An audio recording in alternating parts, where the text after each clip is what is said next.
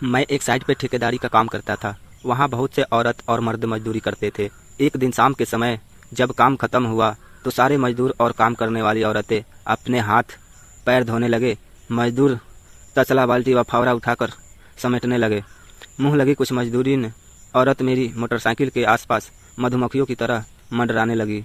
मैं नखरे से भरी उसकी अदाओं को देख रहा था और शिकायत भरी मनोहर को सुन रहा था। उस दिन बाजार लगने के चलते कारीगरों को मजदूरी मिलती थी, लेकिन ज़रूरत के मुताबिक मजदूर बाजार के दिन से पहले भी मुझसे पैसे मांग लेते थे। पान बाई मुझसे पैसे मांग रही थी और मैं आनाकानी कर रहा था। दूसरी मजदूरीन भी तगादा करने लगी थी, लेकिन मेरा ध्यान तो अपनी मोटरसाइकिल के शीशों पर था, जिसमें मुझे एक मजदूरिन का चेहरा दिखाई दे रहा था। किरण नाम की यह मजदूरिन 5-6 दिन से काम कर रही है। गोरे रंग, तीखे नैन नक्श और गदराइल देह वाली किरण थी। मुझको गजब की हसीन लगी थी। मेरा ठेका 2-3 जगहों पर चल रहा था, इसलिए मैं शाम को ही इधर आया करता था। जब मैंने पहली बार किरण को देखा तो बस मेरे मुंह से निकला था, यह हीरा इस कोयले के ढेर में कहाँ से आया। मैंने एडवांस मांगने वालों को 300-300 रुपये दिए। पान भाई ने मेरे नोटों से भरा बटुआ देखा तो ललचाई नज़रों से वह बोली, बटुए में इतने रुपए भर रखे हैं और हमें 300 रुपये देने में भी बहाने करते हो। लेकिन माना तो नहीं करता कभी। मैं बोला, फिर किरण को सुनाने के लिए ज़ोर से बोला, अरे मुनीम जी, और किसी को एडवांस चाहिए क्या? लेकिन किरण ने तो जैसे कुछ सुना ही नहीं था। तब मैंने उसकी ओर देखकर कहा, तुझे चाहिए क्या 400-500 रुपये?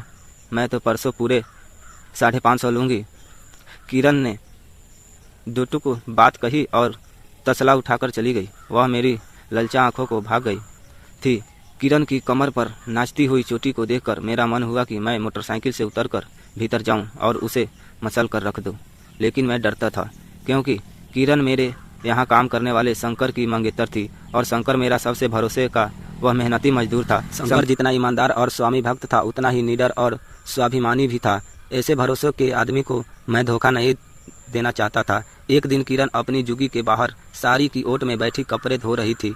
उधर मैं भी किसी मजदूर से बात कर रहा था। अनजान किरण ने नहाने के लिए एक एक कपड़े उतारे। भरपूर जवानी से गदराई उसकी देह की एक ललक पाकर मैं मदहोश हो गया। किरण की पीठ को देखकर मैं अपने पर काबू न रख सका। मेरी रंगों का खून गरमाने लगा। तभी पीछे से आकर मुनीम बोला, ठेकेदार, ये चिड़िया ऐसे हाथ नहीं आएगी। तब मुनीम जी, तुम ही कोई तरीका बताओ, तुम भी तो पुराने शिकारी हो। मैं मुनीम से विनती करने लगा। मुनीम ने दूसरे दिन किरण की ड्यूटी नई कॉलोनी में लगा दी, जहां एक नए सेक्टर में कुछ मकान बन चुके थे, कुछ बन रहे थे। किरण को दीवारों पर पानी से छिड़काव करने के काम पर लगाया गया था।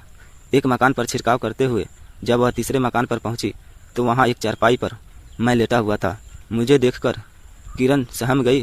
किरण कुछ समझ पाती उससे पहले ही मैं बाज की तरह उस पर झपटा। मैंने किरण के मुंह को दबाकर उसे चारपाई पर ढाल दिया और उसके गुलाबी होठों को चूमने लगा और उसके गदराई बदन का रस पान करने लगा। अपनी देह की आग को ठंडी करके मैं बेशर्मी से हंसने लगा और बेबस किरण अभी तक सहमी हुई थी। वह तन और मन की पीड़ा से अभी छूट नहीं पाई थी। अपने कपड़े संभालते हुए उसकी आंखों से आंसू बह निकले। उसकी ओर 500 रुपये का नोट फेंक कर मैं बोला, रख लो मेरी जान, काम आएगा। मेरी मुराद पूरी हो गई। मैं बहुत खुश था। मैंने मुनीम को भी खुश होकर 500 रुपये दिए। मुनीम ने कहा, ठेकेदार जी, अगर किरण ने शंकर से कह दिया तो गजब हो जाएगा। अरे मुनीम, तू तो बेकार में डरता है। किरण उसे कुछ नहीं कहेगी। दिन भर सिर पर तसला ढोती है, तब कहीं 300 रुपये मिलते हैं। मैंने तो उसे छूने के 500 रुपये दिए हैं, इसमें क्या बिगाड़ा है? उसका मुनीम ने कहा, पर किरण अलग तरह की औरत है। अरे सब औरत एक जैसी होती है। मैंने लापरवाही से कहा। दूसरे दिन किरण काम पर आई तो मेरा बाकी शक भी चला गया। मैंने एकांत पाकर पूछा, किरण तू खुश तो है ना? किरण कुछ बोलने के बजाय मुस्कुरा कर रह गई। मेरी बच्चे खिल गई। मैंने उसका हाथ पकड़कर अपनी ओर खींचा तो वह बोली, आज नहीं कल मेरी बात का भरोसा रखो। मैं बहुत खुश हुआ। किरण जैसी सुंदरी अपनी इच्छा से कल का वादा कर रही थी। मैंने फिर जोर जबरदस्ती करना ठीक नहीं समझा। कल के सुहाने सपने सजोए मैं घर आया। मेरी बीवी अनीता खड़ी थी। उसकी आंखें सूजी हुई थी, जैसे वह काफ़ी देर तक रोती रही हो।